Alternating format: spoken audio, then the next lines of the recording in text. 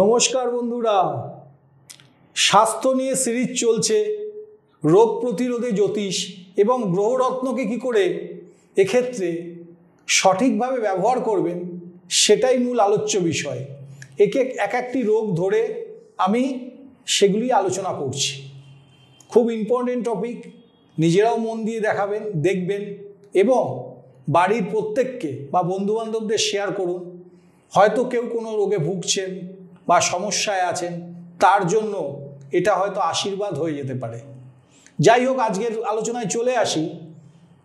প্রথম বিষয়, গল ব্ল্যাডারের সমস্যা।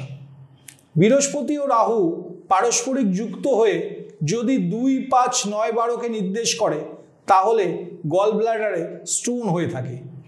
এটি শল্য চিকিৎসায় নিরাময় করতে হবে। 2, ব্লাড সুগারের সমস্যা।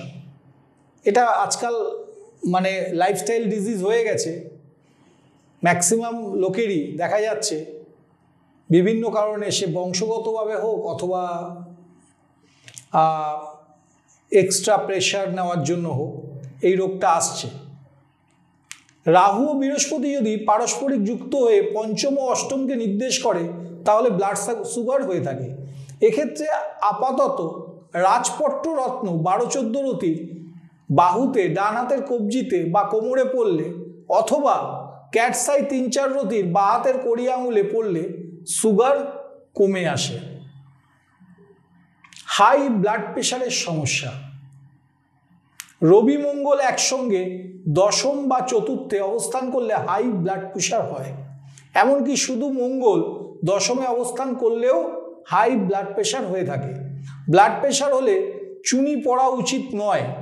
অপরাজিতা নীলা 4-5 রতির বা ক্যাটসাই 2-3 রতির পড়লে ব্লাড প্রেশার কিন্তু কমে আসে। রক্তে লোহিত কণিকার হিমোগ্লোবিনের সমস্যা। যদি মেষ রাশিতে কেতুর অবস্থান হয় অথবা কেতু মঙ্গল একই নক্ষত্রে এক রাশিতে পারস্পরিক সম্পর্ক ঘটায় তাহলে হিমোগ্লোবিনের ঘাটতি দেখা যায়। এক্ষেত্রে গোমেদ 7-8 রতির ও রক্তপলা 10-12 রতির একসঙ্গে পড়লে হিমোগ্লোবিনের ঘাটতি কিন্তু কমে যায় বা হিমোগ্লোবিনটা বেড়ে যায়। এরপর আসি রক্তে ইউরিক অ্যাসিডের সমস্যা। আমি সব কিন্তু কমন, আজকে সমাজে যে রোগ নিয়ে আপনারা মুখ লুকিয়ে লোককে বলতে পারছেন না, ভাবছেন এই রোগ থেকে কী করে মুক্তি পাবো, তাদের জন্যই কিন্তু আজকের এই আলোচনা। রক্তে ইউরিক অ্যাসিডের সমস্যা হলে কখন হয়?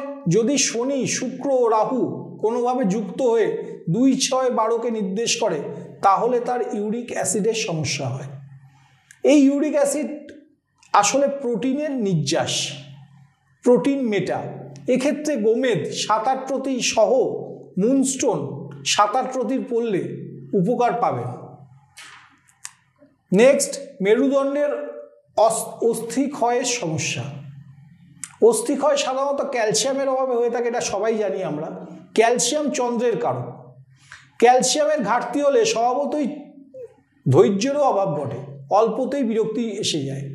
গ্রহগতভাবে দেখা গেছে যদি রাহু অথবা রবি এবং শনি কোনো অন্তর্দশায় পারস্পরিক যুক্ত হয়ে ফলদান করে এবং 3, 10, 12কে নির্দেশ করে তাহলে মেরুদণ্ডের হাড় ক্ষয় হয়ে থাকে। এক্ষেত্রে সিলোনিজ মুনস্টোন 7-8 রতি সহ মুক্ত 10-12 রতির পড়লে সমস্যা কিন্তু থাকবে না। এরপর আসি অস্থিসন্ধিতে ফ্লুইড শুকিয়ে যাওয়া। কেতু যদি জলরাশিতে শনির নক্ষত্রে কোনো জাতক জাতিকার অবস্থান করে তাহলে মূলত হাঁটু এবং গোড়ালিতে ফ্লুইডের ঘাটতি হয় বা শুকিয়ে যায়। এক্ষেত্রে গোমেদ 7-8 রতির ও 8-10 রতির মুনস্টোন পড়লে সমস্যা কমে যাবে বা দূর হয়ে যাবে। এরপর আসি গ্যাস, অম্বল, বদহজমের ও হজম না হওয়ার সমস্যা বা লিভারের সমস্যা। অনেকেই অ্যান্টাসিড খাচ্ছেন, অনেকেই বিভিন্ন গ্যাসের ওষুধ খাচ্ছেন, কিন্তু আমার এই ট্রিটমেন্ট নিয়ে দেখুন কি রেজাল্ট পাচ্ছেন, কমেন্ট করে জানাবেন। অবশ্যই ছকটা কিন্তু কোনো অভিজ্ঞ জ্যোতিষকে একবার দেখিয়ে নেবেন যে আমি যে কানেকশানটা বলছি এটা আছে কিনা।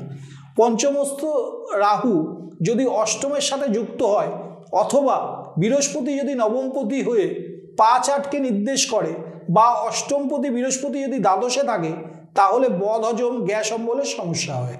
অর্থাৎ লিভারের সমস্যা হলে 4-5 রতির নীলা ইন্দ্রনীলা পড়লে সমস্যা কমে যাবে। এবার আসি অক্ষি অর্থাৎ চোখের পাওয়ারের সমস্যা। অষ্টমস্থ শনি দ্বিতীয় দৃষ্টি দিলে বা অষ্টমপতি দ্বিতীয় অবস্থান করলে চোখের পাওয়ার বৃদ্ধি পায়। এক্ষেত্রে রত্ন দিলে চোখের পাওয়ার কমানো যায় না। বিশেষ খাদ্য, চশমা, লেন্সের ব্যবহার বা অত্যাধুনিক অপারেশন করে স্বাভাবিক আনতে হবে। আর লাস্ট আমি বলবো 10 নম্বর, বারবার পেট খারাপ হওয়ার সমস্যা। পঞ্চমপতি দ্বাদশে, অষ্টমপতি দ্বাদশে থাকলে বারবার পেট খারাপের নির্দেশ করে। এক্ষেত্রে ক্যাটসাই 3-4 রতির পড়লে সমস্যা থেকে নিস্তার পাবেন। ধন্যবাদ।